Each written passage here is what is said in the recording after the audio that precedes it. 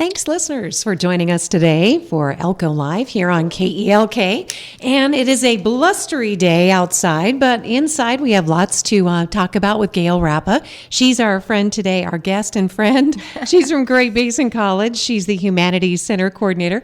Welcome, Gail. Thanks for blowing on in here today. Thanks for having me, Lori. Absolutely. In fact, there's just so many activities that I know we want to dive right in and remind people about the exciting exhibit that's on display currently at GBC, and then some interactive things that are coming up. This is National Poetry Month, right? It is National Poetry Month, and I forgot to check, but I actually wonder if it's not like international, because it's just such a big deal. So it's National Poetry Month, and we like to do something when we can to celebrate. So we're really fortunate to be able to bring out Gail Marie Pallmeyer, who is the Nevada Poet Laureate. She is going to be joining us on this Thursday at the High Tech Center at Great Basin College, room 120. And it's from 5:30 to 7. And so she's going to join us and do some readings from her own poems, which if you've never heard her read, it's really, there's something really special about having the poet read their own poems in general, but when she reads them, it's magical.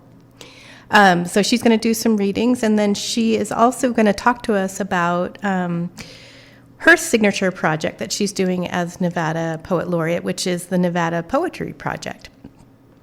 And what that is she is inviting anyone to do what is called an epistolary poem, which is a poem written in a letter format.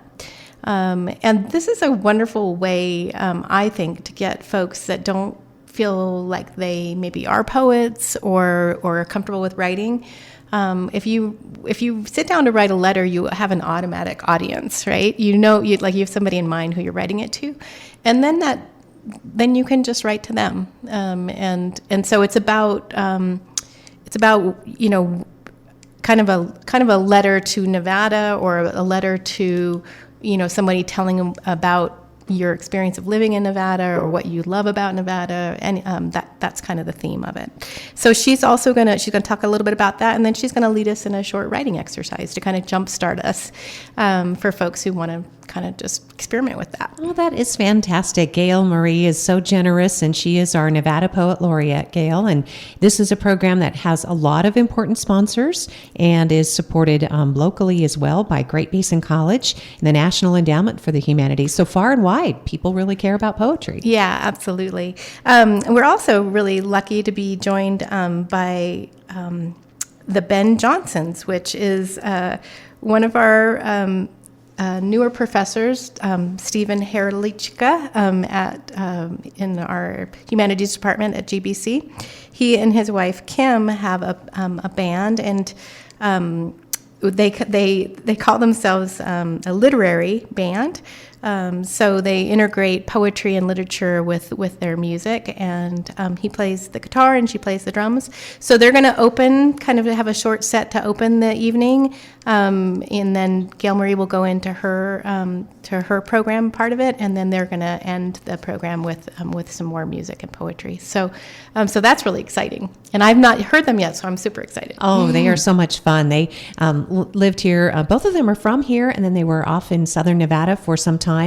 And Stephen was with UNLV, so we're so fortunate to get him back here in Elko. Yeah, he's very talented. So definitely adding a lot to the English and Humanities department. And that Nevada Poetry Project, as you described, you'll get a chance to hear people talk about why they love Nevada. I think it says here, Nevadan to Nevadan, what I need to tell you. Right. Yeah, so that's who you're writing your letter. Exactly. Yes. Yeah. So you're writing it, you're writing it to another Nevadan. It's part of, it is in partnership with the Academy of American Poets, which Gail Marie is a member of, and the Mellon Foundation, and of course the Nevada Arts Council and the Nevada and the National Endowment for the Arts. But the Nevada Arts Council, part of their programming, which the Poet Laureate is part of that one of their programs, is to make those connections. We're constantly trying to make that connection between our rural areas and our more metro areas. Because we're so much more alike than we are different, but we always get these divides, because of either, mostly just because of location and lack of being in proximity to each other, but because of politics and money and water and all sorts of issues. And so this is just another way of kind of making those connections. So poetry and music can bring us all together, and the whole community is invited to this. That'll be in the High Tech Center, which is the building that is shared by the Elko County School District. So it's right there across from Burns. It's on the corner of the entrance is Burns and Elm. And we'll have sandwich boards out there with posters so people can come find it. Yeah, and it's totally free from 5:30 to 7 p.m. on Thursday, April 27th. We'll have some light refreshments and things like that too for folks. But yeah, we hope you can come and, enjoy poetry and music and get inspired, hopefully. Well, Gail, thank you again for your work as Humanities Center Coordinator for Great Basin College for putting these kinds of events together. This comes off the heels of last month's really nice reading in which Dr. Herdlichka was featured in talking about a book, the Book of the Month Club, which people can participate in, right? Right. The Humanities Center has a book club that we do. We started during the pandemic as a way to just kind of stay connected to one another, and then we just continue to get it on. So you can join us live or via Zoom. Dr. Herdlichka did a Frederick Douglass book, and so really knowledgeable about that. So that was really enjoyable. And so we've got a lot of stuff going on. So you can find, if you're on social media, you can follow us. We're on Facebook, Instagram, and Twitter. You can also just go to our Humanities webpage. It's got all the content there, humanities@gbcnv.edu. And you can find the current content, and then we have an archives that has all of our past content. So there's kind of your one-stop shopping right there on the webpage. And it could be the inspiration for what Gail is going to talk about, too, on display at Great Basin College in the Leonard Center Art Gallery there. We have Words and Images, right? Yeah, Words and Images is another one of the wonderful traveling exhibits that the Nevada Art Council provides through their NTI, their Nevada Touring Initiative. It's called the NTI program. And these exhibits are fantastic because they travel all over the state. For a very minimal kind of installation fee, places like schools and libraries can get these really world-class exhibits. So this one is called Words and Images. It's broadsides from the Black Rock Press. And the Black Rock Press, for those of you guys who aren't familiar with it, is a press part of UNR, and it uses the old-fashioned type where you put everything together and engraving blocks, and then you press out. In this case, poetry. And so this was a perfect exhibit for us to have in partnership. In fact, Gail Marie actually has some of her poems in this exhibit, and so wonderful way to kind of celebrate National Poetry Month with art. So the broadsides are poems or the written word with an etching. So that's kind of what when you use that term, that's what kind of it refers to. Yeah, and it's going to make a really lasting impact when someone sees this. And there's some very familiar artists. John Doffelmeyer is featured in this collection that is being toured and that we get to enjoy. I see Linda Hussa has something in here, right? Yeah, Paul Zarzyski does, yeah. Oh, fantastic. And Gary Short. Mm-hmm. So, and he, of course, has been on the radio with us, so it's really nice to see our friends and people. Oh, Harry Reese is got something in here, and so see it, and it's, again, you can just kind of take your time, stroll through. It's right there in the Leonard Center. For some people, that's the building that used to have Cafe X. That goes back a long way. Yeah, and and now the lunchbox. Yeah, the so thank lunchbox you, is there. Lunchbox. Yeah, Yeah. for sure. And then the bookstore and student government offices and all that. So All right. So if Yeah. you want to enjoy this work again, it combines the poetry, the press, the actual, that's why they called it the press, the print, the Right. images that come along with that, beautiful illustrations of those poems. So Black Rock Press is really important. And I think that was mentioned too when they did a recent documentary on Mr. Laxalt. Yes. So, Yeah. yeah. Yeah, it goes way back. Yeah. Yeah, so that's really So exciting. very cool. And then that brings us to, you just wanted to stay busy this week, Gail. I did, yeah. So there's another super cool event, which actually the community really appreciates when everybody's collaborating on these projects together, because this is leading up to the second annual Let's Talk About Suicide Prevention and Foster Health, Hope, and Healing event that's coming up Saturday. The college has a partner piece with this, and everybody's invited to participate in the day at the convention center and then come on over to the college, right? Yeah, so we're really excited. We are really honored to be able to partner with Zero Suicides. They do such amazing work in our community and are so active. And so Lynette Vega reached out and said, we're bringing this amazing drummer, Jeffrey Trower, up, and we'd like to have kind of an after party. And so it kind of grew as these things do. And so what we're calling it is the Arts and Healing Party. It's a hands-on celebration of the mental health benefits of music and art. So Jeffrey Trower, who does communal drumming, he is going to be there.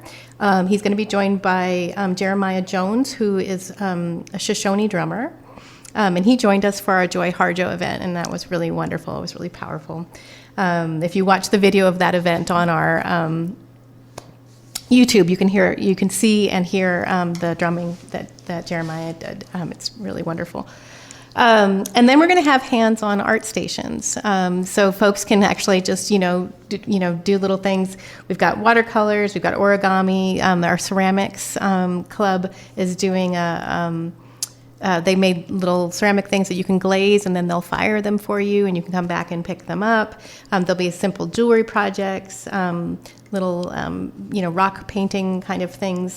So a lot of little hands-on things with that. It's also going to be the launch party for Argentum magazine, which is the arts and literary magazine that GBC puts out annually.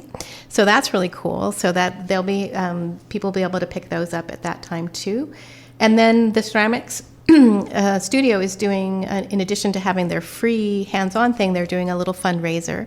And so anybody who's ever been to it knows you can come and get a really lovely piece for not very much money. So it's $5 and up for that. But they do request cash only because they don't have the ability to take other forms of payment. But so they'll have that going on. And then we're going to just have a kind of a reception during the whole party for the Words and Images exhibit. Oh, wow, that's great. On Saturday, April 29th, 6 to 7:30 p.m. at Great Basin College, and again in the Leonard Center for Student Life, which is the same place where the GBC Art Gallery is located. They'll be hosting that reception for Words and Images, so there's just so much to take in, and it will be a great way to cap off an important Saturday.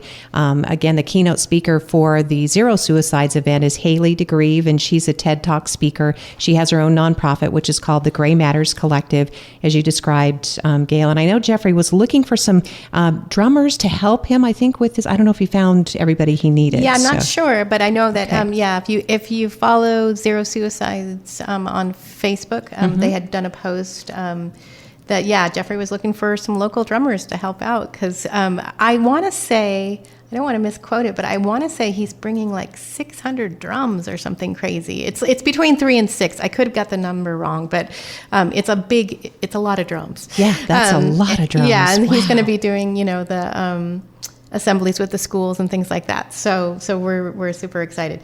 I don't think he's bringing all of those to GBC, but who knows? If we have that many people show up, he'll probably dig them out of his van. That is going to be quite the demonstration. And again, it's all with the theme of arts and healing, a hands-on celebration of the mental health benefits of music and art. And we just keep seeing that everywhere. I think Kurt Vonnegut also has a famous quote about that, about how important, no matter if you think you're an artist, it's so important to be able to express yourself creatively, even if you don't make a thing for anybody else. Right, exactly. And, this is something that I feel really strongly about myself, but there is all this research that's being done right now, which is wonderful, because sometimes folks need that data to kind of prove what some of us already believe, which is that 20 minutes a day is what they're finding. 20 minutes a day of making art, mindfully can have the same benefits as doing 20 minutes of mindful meditation. So for folks that are just, meditation's not their jam, or they just don't, that's not, they don't feel comfortable with that, making art in any form. It could be singing, it can be dancing, it can be painting, it can be drawing. For 20 minutes a day can have that same effect on your brain, which is really important. Yeah, it certainly is, and it should help the community in lots of different ways, especially coming from, as we have, it's been such a long winter, Gail. It's been a long winter, yeah, and it's just, I know, we got that little burst of spring, and then we got winter again, and everybody went, no, please not. And Gail was getting out of her car, and her hair was standing up straight, and I thought, I just came from my car, and my hair was standing up straight, because same thing, it's just the wind is just, it's like a March wind, but here we are at the end of April. Yes, so, exactly. Yeah, so. everything's the weather's a little off. Off, definitely. Yeah. So we got to most of these programs and projects, but we know Great Basin College is just a wealth of opportunities for all kinds of things that have been going on, right, Gail? Yeah, there's so much stuff that's happening. Of course, the wonderful theater show that John Rice did. We've got graduation coming up, in the middle of May. That's always really exciting. There's just, I think, one of the things that's really exciting about GBC is there's so much innovation going on with folks trying to make the online experience more engaging. So that's always going on, and we've always got little trainings and things like that for faculty to make sure that folks are staying up to date with what they can do with the new technology, but also keep it real, and that's really that's what we want to do in the humanities. Is we want to keep it real. And that's a good point, because I think that something that might have been overlooked because it was seen as a convenience or a way to kind of get through. But during COVID, we all got to experiment with the technology and being it sort of in place, but yet projecting your environment to somebody else who could be around the world. And I think that the Western Folklife Center did that so well, because they had poets and musicians and artists and writers from all over the world who were just doing sometimes just little videos on their phones, and then they could send those in and be part of this big collaboration. So yeah, exactly. Yeah, and one other thing I forgot to mention about not just the Words and Images show, but any of the gallery exhibits that we have at GBC, is that if schools or private groups want to come and get a docent tour, they can totally contact me, and the gallery is open whenever the college is open. But sometimes you want somebody to come and talk to you about the exhibit, or do a little guided tour or something like that. So that's something that we can do now. We can do, because we couldn't do so much before when the pandemic, when we weren't really having people on campus so much. So nice. So I want to try to get folks back on campus to enjoy our gorgeous space. And as spring really, hopefully, knock on wood, sets in, GBC campus is one of the most beautiful places in town. It just explodes with all of its flowering trees and its bushes, and it's just gorgeous. So there are a lot of outdoor spaces you can enjoy and just come and relax and sit on the bench, or exactly. And hopefully the riparian area will be up and running. So there's a great library space there too. There's a fantastic library, and a lot of people don't realize that library is open to the public. It's not just for GBC students and employees; it's for anybody. All right. So I know the registration is underway and advising for students who are interested in some summer or even some community service classes. Yeah, continuing education. Continuing ed, yeah, thank you. there's Yes. continuing education. It's got a lot of really great classes going on, and you can register for summer classes, and you can also register for fall classes. Oh, so, good. Yeah, Okay. so that at least the schedule's up for sure. And Gail Rappa, our guest today, she is not only the Humanities Center Coordinator for Great Basin College right here in our community, but you are an adjunct professor as well. You're teaching jewelry. I teach jewelry.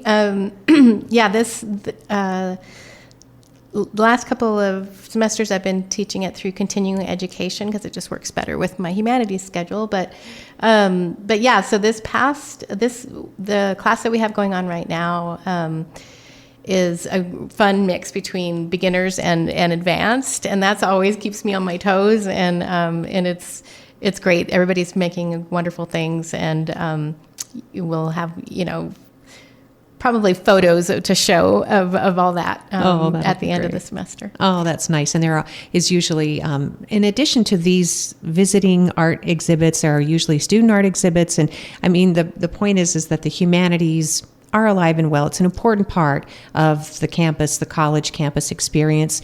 Things are ramping back up slowly. I mean, you follow in the footsteps of some, amazing people who've retired in the arts, but through Great Basin College, even formerly Northern Nevada Community College. Yeah, Gail, that's right. That's really nice that you're able to do that for us. Yeah. Oh, thanks. Yeah. Well, Sarah Sweetwater and Patty Fox, who, were at the college, when I first started.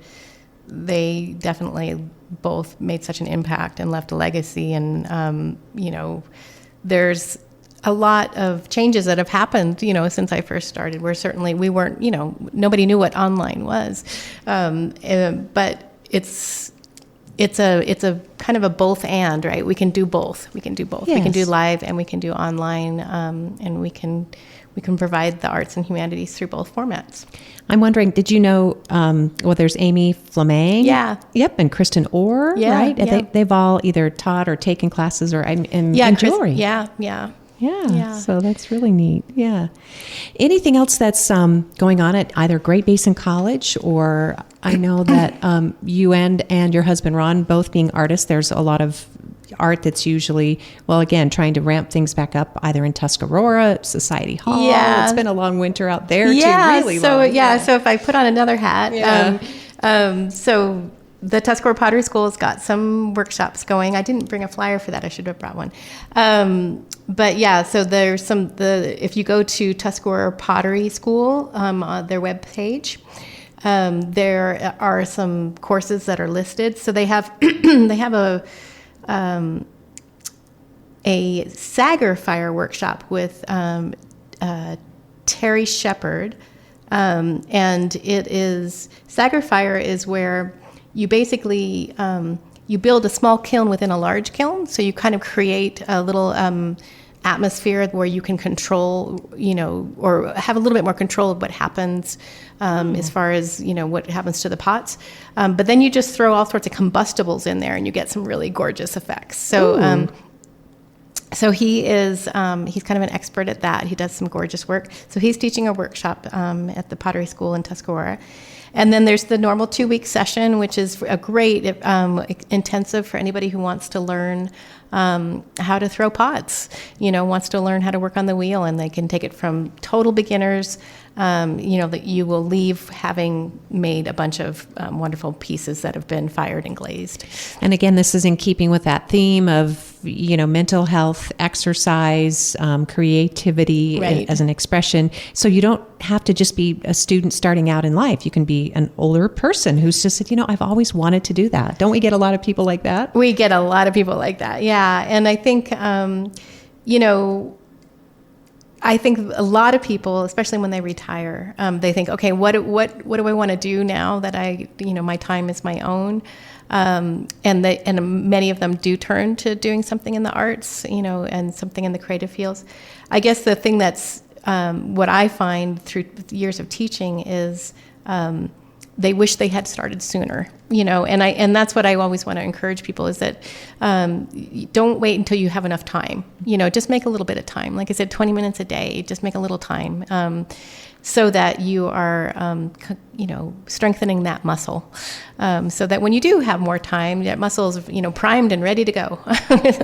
That's great advice, Gail. Yeah, thank you for that. I think it's an important reminder because, again, putting it in literary terms, some of us are approaching the last act. What do you want to do with it, right? Yeah, exactly. Well, and speaking of, we did want to mention, because I know last time you were on, we were thinking of gearing up for, the 1,000 cranes, but that's been delayed. So we're actually grateful that we're able to postpone it because gives us a little bit more time to plan for a bigger and better event. But so that'll happen in May of 2024. So that's really exciting. We're going to bring out some panelists, and there'll be all sorts of. It's a theater production, and there'll be panelists. There'll be hands-on activities that go along with that, including origami and some other, possibly some mask making and things like that too. Oh, that'll be great. Speaking of mask making, I think the Elko Daily Free Press event, is that this week as well? They're doing aren't they doing a Women in Business? And it was going to be a maskerade, I think. I think so. I think that's on Wednesday. I think so too. So if you haven't made a mask yet, right, exactly. You might want to give Gail a text or something and say, how do I make a mask? Yeah, right. Exactly. That's pretty cool. Yeah. And then there are always so many different things that go on that tie in with, not whether it's the murals or the beautiful sculpture we have, our friend Susan Glazer Church, yes, who has these gorgeous sculptures around town.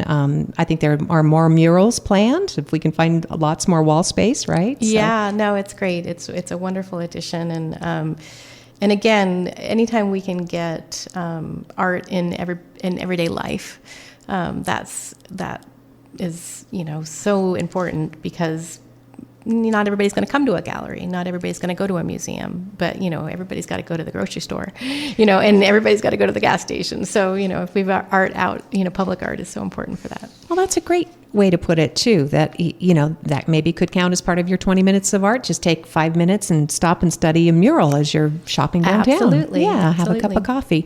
Did want to mention too, on behalf of the California Trail Interpretive Center, that they have an artist in residence program that they have some applications out for, and they'll have artists in residence mid-June for a couple of weeks, and they're looking forward to seeing what comes of that, because that can always, again, lend to more visitors, more volunteers, just more people participating in Trail Days, which is coming up in June. So here we go. It's the start of the summer tourism season, right? It's going to get busy really fast. Yeah, definitely. Yes. So if anybody has any questions about anything we've talked about today, Gail Rappa is on campus at Great Basin College, again in the position of the Nevada Humanities Coordinator. And as you had so generously offered, if someone's a teacher and they need a docent to come and do a program or to host somebody on campus, that's a great idea. Yeah, actually, yeah, and it's GBC Humanities. You said it, Nevada's. Oh, did I? Yeah, that's okay. You're also on that too, but that's that's a little different. Yes. Yeah, so you can email me at gail.rappa@gbcnv.edu. Perfect. Or you can call my office at 775-327-2146. 327-2146. Okay. All right. Whoops. Yeah. I had to write numbers down. Yeah, and we hope everybody will come out for the poetry event on Thursday and the Arts and Healing Party on Saturday. We've got a busy week at GBC. It is a very busy week, so don't miss out, and lend your heart and your ear and your spirit to these wonderful events, and you'll come away much richer for it, because obviously Gail Marie Pallmeyer is featured as the Nevada Poet Laureate. She will be there on Thursday, the 27th, 5:30 to 7, as will the Ben Johnsons, playing their unique blend of music and literature, and then moving over to Saturday to Elko Convention Center. In the morning. Yep, in the morning. And then taking the Foster Health, Hope, and Healing to the after party for Arts and Healing, focused on the celebration of mental health benefits of music and art. So that's going to have music and I would imagine. I don't know if you said food or not, but Yeah, there'll be food Oh, there. perfect. Yeah, we'll have food for sure. And our Student Government Association is going to help us out with snacks and beverages and all of that. Nice. So there'll be, and it's totally family friendly. So, definitely bring your kids. There's going to be a lot of the art stations are going to be kid friendly. So yeah, please bring them. All right. Thank you, Gail, so much for sharing your time with us today. Gail Rappa from Great Basin College. She is the Humanities Center Coordinator. And if you'd like more information, obviously we'd be happy to put you in touch. Log on to gbcnv.edu and check out the selections for the summer offerings, as well as ongoing opportunities through continuing education and then the fall semester ahead. So thanks, Gail. We'll catch up with you again soon. Thanks, Lori. Thank you, listeners, for joining us for today's program. Elko Live is brought to you by the City of Elko.